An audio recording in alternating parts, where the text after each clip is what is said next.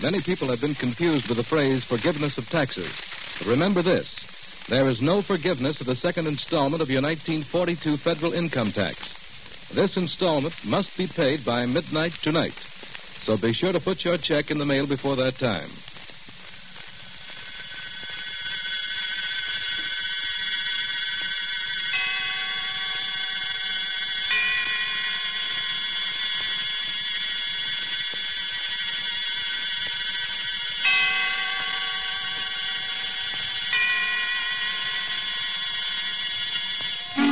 Suspense.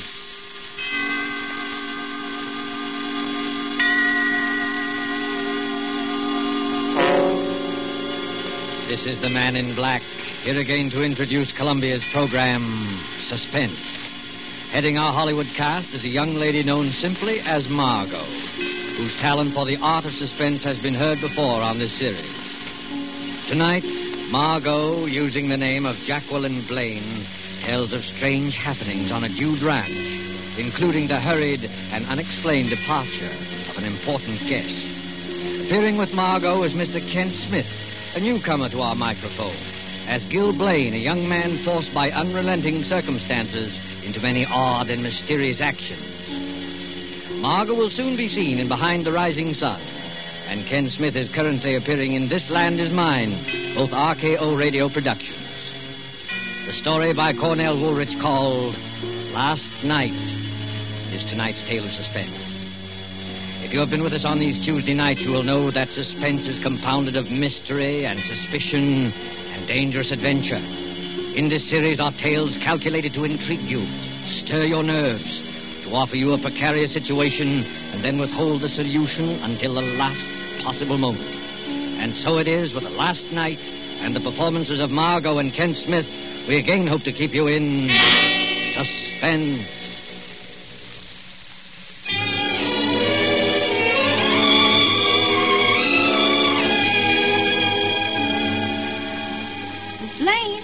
Miss Blaine, it's late. Ain't you figuring on getting up at all?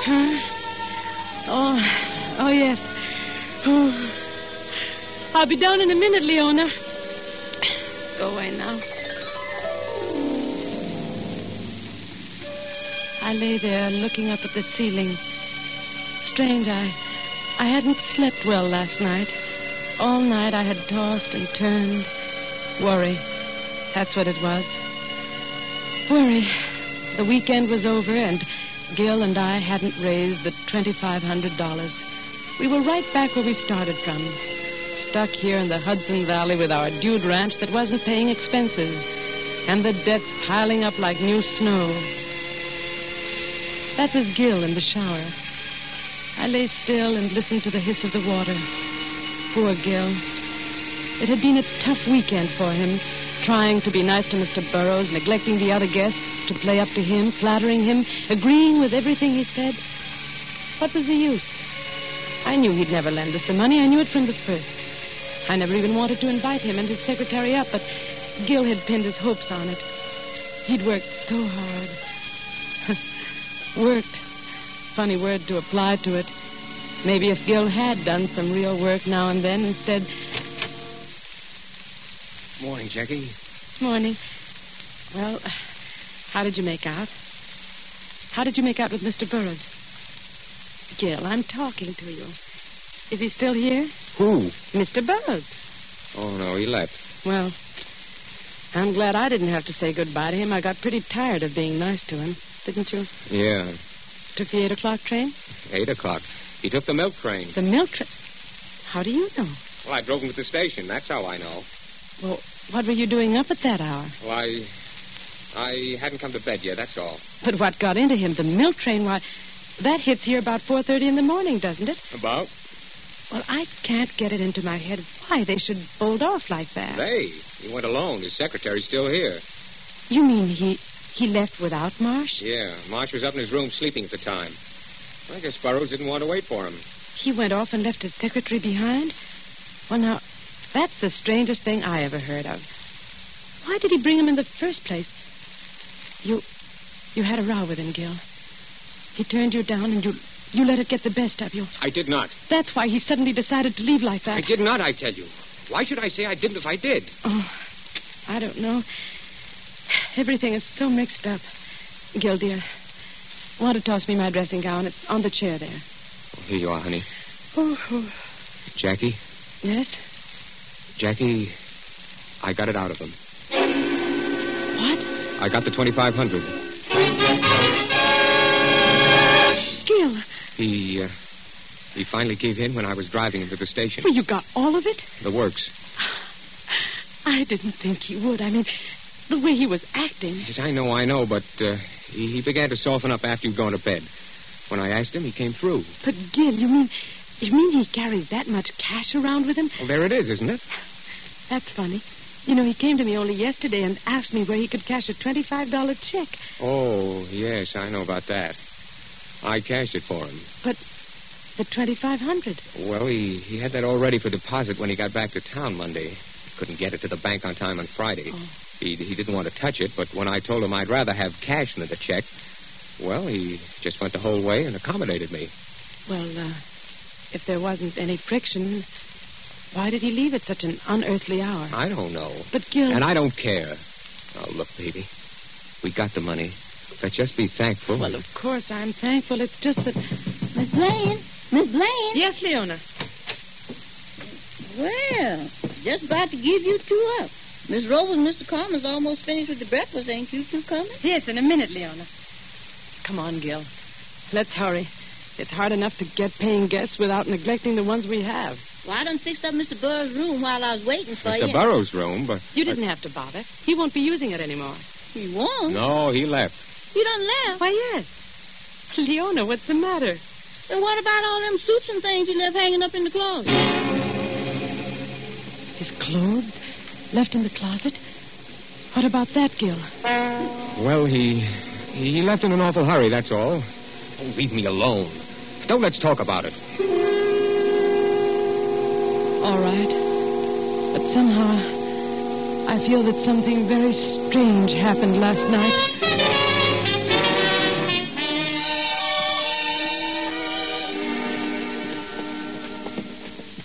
That's what happened, Mr. Nichols. I told him I wouldn't take any more stuff from him. Next time he tries it, it'll be too bad. For him. Here comes Gil and Jenkins. Yeah.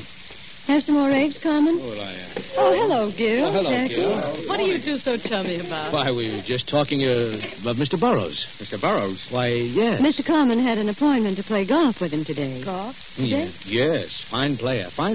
Oh, by the way, where is he? I haven't seen him all morning. He's not here. Not here? Well, what do you mean? He's left. He left? Yes, can't a guy leave if he wants to? Sure I... Well, for one, I'm glad. He was an old goat. He's mad because he made a pass at her. Well, you didn't like him too well either, Carmen.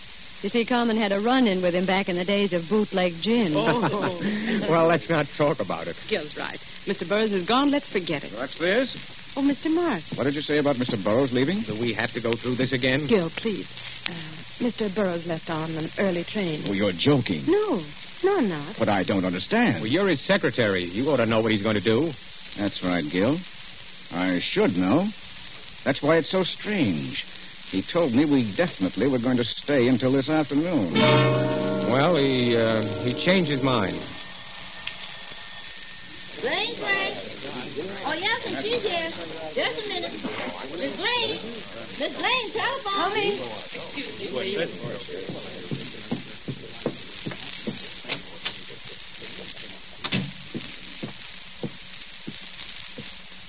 Hello.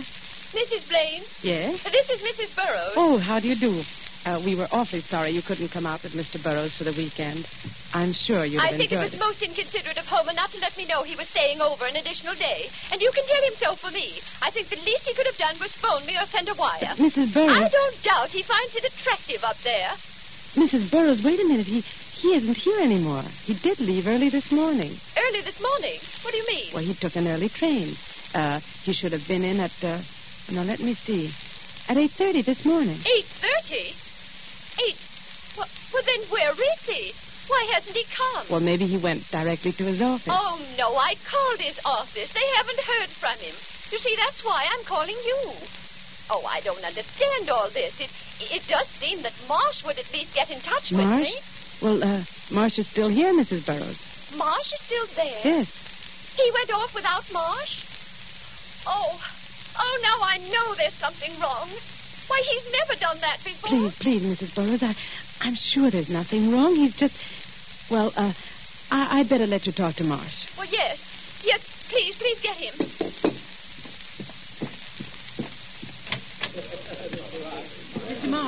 Mr. Marsh, Mrs. Burroughs is on the phone. She wants to talk to you. Better take the extension in the front room. All right. She's very upset. We have to calm her. Hello, Mrs. Burroughs. Marsh is coming. Oh, something's wrong. I know it. Hello? Hello, Mrs. Burroughs. Oh, Marsh, is that you? Yes? Marsh, did you know Mr. Burroughs was going to leave? No, he didn't say anything to me. Well, Mrs. Blaine says he's left. Should have been here, and he isn't. Well, I don't... He probably was just delayed. Oh, no. Something's happened. Charles, Marsh, he had that important package in his inside pocket. He did? Yes. Oh, I don't know what to do. Shall I call the police? The police? Well, that's not necessary. Mrs. Blaine's right. Let me take care of it. I'll wait a few hours, and if he hasn't shown up by then... All right. Do what you think best. Hello? Hello? She hung up, Mrs. Blaine. Important package. The $2,500. The $2,500 Gil got. Oh, Gil.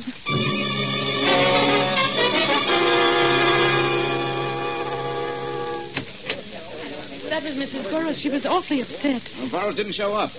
She wants me to call the police. The police? Oh, now, wait a minute. You don't have to call the police. Well, why shouldn't I call the police?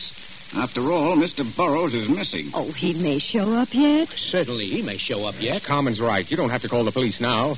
And why don't you want the police? Well, why... There's something strange here, all right. Why didn't Mr. Burroughs say a word to me about leaving? Well, you were asleep. I guess he didn't want to waken you. Oh, I've never known him to be considerate in my life. I suppose he knew what he was doing. I'm not so sure. What do you mean? Well, if he knew what he was doing, why did he leave his return ticket on the dresser? A strange silence fell over the entire group. Marsh was suspicious.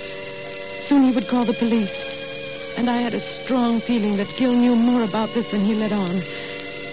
After breakfast, the group broke up, and I stayed to help Leona clear the table, and I saw Gil and Carmen walk out on the porch together.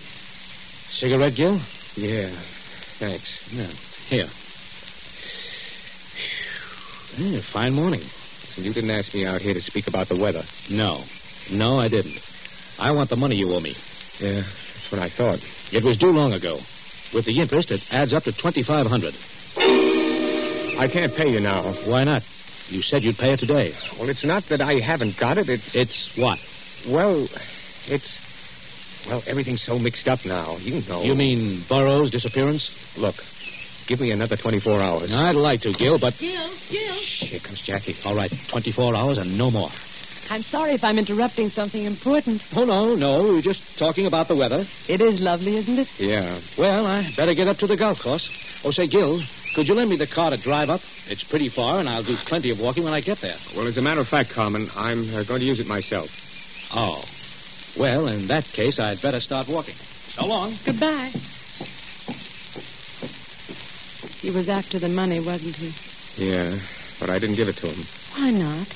Mr. Burroughs gave it to you, and we do owe it to Carmen. Can't you leave me alone for a minute? Say, you two, why the frown? Hello, Miss Robles. I don't want to interrupt a private fight, so I'll state my business quickly. How about lending me the car, Gil? I want to drive I'm sorry, Miss Robles, but I need it. I'm driving into town, and right now.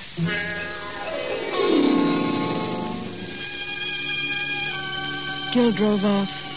The rest of the day went by in a haze. Gil didn't come back. He stayed away all day without even phoning me. He had never done that before. It almost seemed as though he avoided me intentionally. Toward evening, as I was putting the finishing touches on dinner, Leona came up to me. There's a man here to see you, Miss Blaine. Where is he? In the front room. Well, who is it? Somebody I ain't never seen before. All right, I'll talk to him. You look after things here, Leona. Yes, I will. Good evening. My name's Ward. I'm Mrs. Blaine. You wanted to see me? I wanted to have a few words with Mr. Blaine. Oh, I see. What was it about? You know what it's about.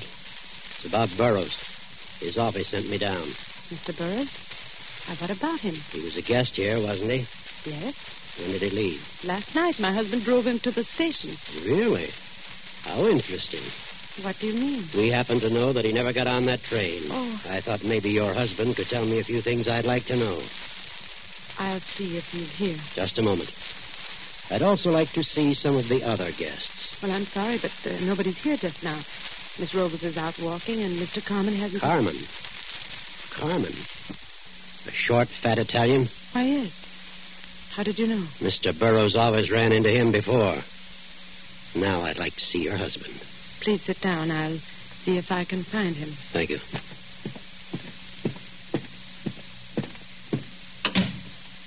Leona. Yes, Miss Blaine? Has Mr. Gill come back yet? Oh, no, ma'am. I ain't seen him since he drove off this morning. I see. Well, tell the gentleman to wait. I'm going out on the veranda.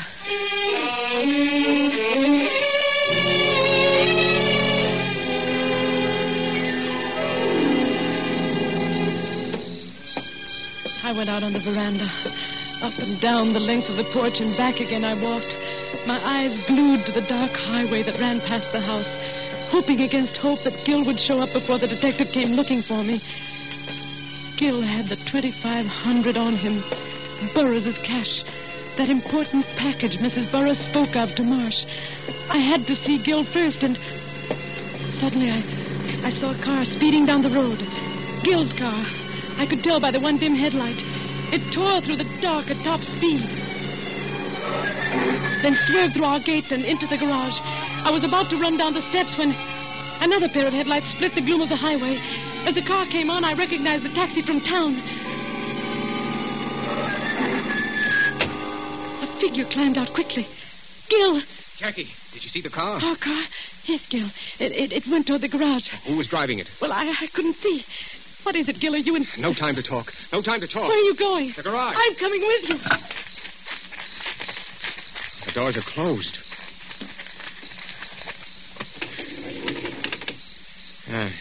There. Nobody here. Anyone in the car? No. Whoever it was beat it. Oh. I'd like to know who it was. Gill, I don't understand what this is all about. Well, frankly, I don't either. I was parked in front of the store in town. I came out and saw somebody hop in my car and drive off like mad. That's odd. I don't know what he was after, but I don't think he got it. I chased the car all the way here in the taxi. I saw it coming down the road. I thought it was you. Well, let's go back to the house.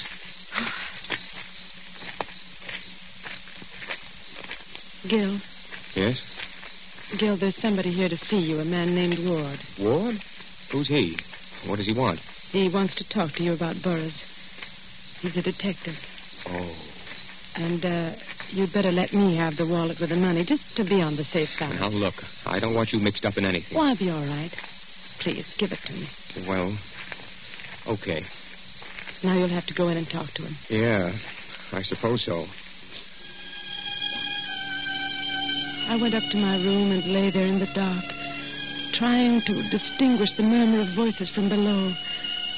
But all I could hear was a blur of sound. I got the 25,000.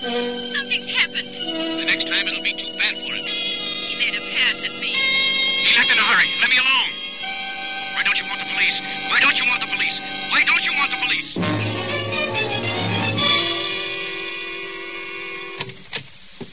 Jackie, you awake? Yes. Here, sit down, Gil. You look tired. Yeah, I am. Very. What did Ward say? Not much, but I know he's suspicious. He's going to stay tonight. Oh. Well, let's get to bed. I'm tired. Oh, by the way, did you see the key to the rumble seat? The key to the rumble seat? Oh, no. Must have lost it. Good night. Gil, you've never told me. You've never told me one way or the other. Gil, you've got to tell me. All right. All right, Jackie. I will. Burroughs never gave me the $2,500. He refused me. We quarreled, and I was mad. I suppose he was afraid of me, afraid of what I might do to him. Anyway, that's why he left so suddenly. Made me drive him to the station. Did you see him get on the train? No, I left him at the station. Left my car there and walked down the street. I was sore, and I had to think. I heard the train come and go. And when I went back, Burroughs was gone. I got in the car and drove home. And the $2,500? Well, I lied when he said he had that cash. Then where did you get it? Remember the $25 check I cashed for him? Yes. I added 2 zeros after the 25. Oh, Gil. I wrote in the word 100. There was a space for it made to order. Then I cashed it. Gil. Oh, I know I'm low, Jackie, but I didn't kill him. I didn't. Then what became of him? Where is he? I don't know. I wish I did. What's that? Somebody's out there. Whoever it is trying to open the garage door. I can't see who it is. It's not a woman, not Miss Robles. I can see that much. It could be Carmen.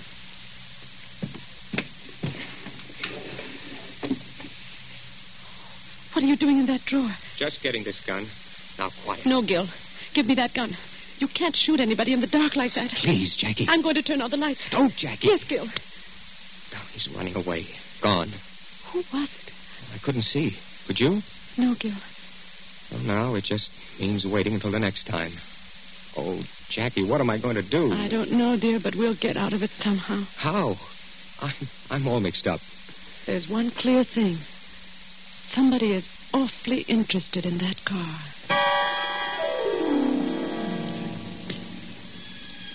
I lay awake until the sun was up. Then a shallow, feverish sleep came.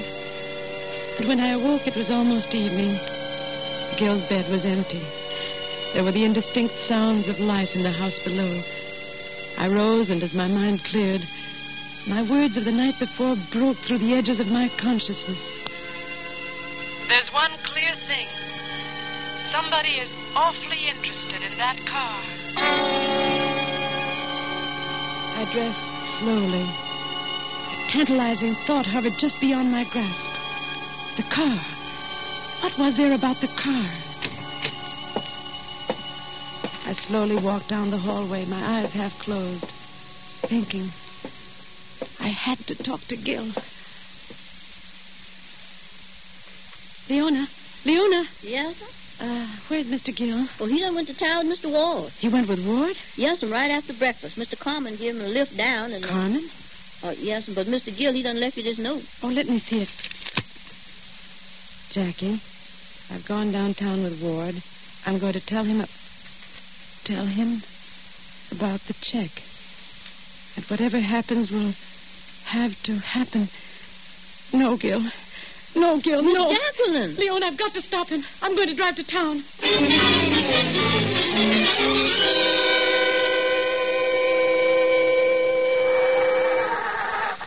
I've got to get there before Gil. Mrs. Blaine. Where are you going? I'm going to town, Mr. Marsh. May I come along? Well, I suppose so. Hurry up and get in.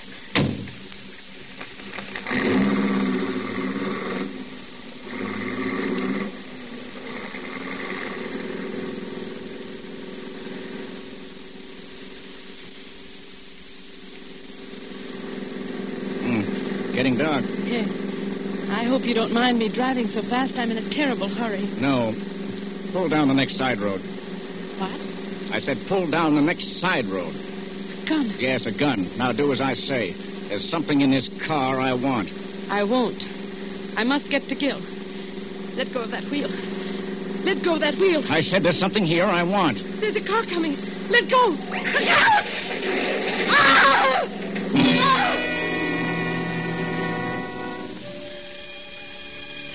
I tried to move. Miraculously, we were alive. The other car had careened beyond us up the road. I saw that the side was smashed in. Then I heard Marsh's voice. I ought to kill you for this. That was a police car. Keep your mouth shut. Here he comes now. Now remember, there's a gun pointing at your back. Hey, you maniacs. What's the idea? You trying to kill somebody? Oh, sorry, officer. Had a little trouble with the steering wheel. Well, you won't have any more trouble with it. It's the end of your license. Oh, see here, officer. I'm in a terrible hurry. If you let me drive to the station... Wait a minute, buddy. Let's have your names. What's yours? Come on. Marsh. Charles Marsh. Charles Marsh. What's yours, lady? Mrs. Gilbert Blaine. Yeah. And yours? Well, come on. What's yours? What's your name? Who are you talking to? That guy in the rumble seat. The rumble seat? Mr. Burroughs. Oh, it's Burroughs, is it? Oh, why don't you say so? Hey, what are you, a wise guy sitting there like a mummy? Come on, answer me, will you? Hey, wait a minute. This guy's dead. You did this. The rumble seat flew open when we crashed. Officer, he's got a gun. He murdered that man. I'm warning you. Keep back or I'll... That takes care of him. We're all right now, sister. Yes. I'm all right now.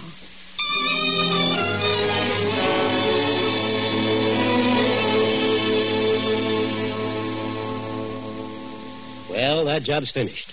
Nothing left for me to do but go back to town. So it was Marsh after all. Yeah. I don't understand why. He was contemplating a change from secretary to husband. Naturally, with Mr. Burroughs dead, Mrs. Burroughs would inherit all the money. I see. Marsh followed Gil and Mr. Burroughs that night to the station.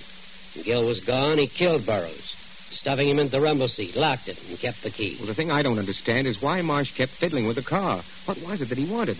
Seems to me he was in the clear if he left well enough alone. Uh-huh. That's what tripped him up. Remember when he talked to Mrs. Burroughs on the phone? They said something about an important package? Well, yes. I assumed it to be the 2,500 Gil told me about. But, of course, it wasn't. There was a package of letters that Mr. Burroughs had gotten hold of. I get it. Those letters were written by Marsh to Mrs. Burroughs. Right. And they would incriminate him. He found out about them after the murder. Right again. Oh. He had to get them to make it perfect. Well, I guess I'll shove off. So long, and thanks. Oh, by the way, you may want to deposit, say, $2,500 to Mr. Burroughs' account. Yeah, I see what you mean. Thanks. Goodbye. Bye. Jackie? Yes? Our debts, there's still $2,500 that had to come from somewhere. Mm-hmm. We went a long way around to get right back where we started from.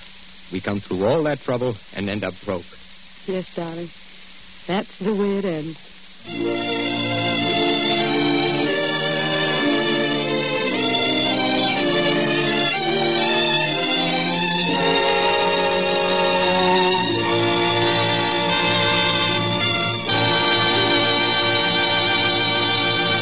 And so closes the story called Last Night, starring Margot and Kent Smith.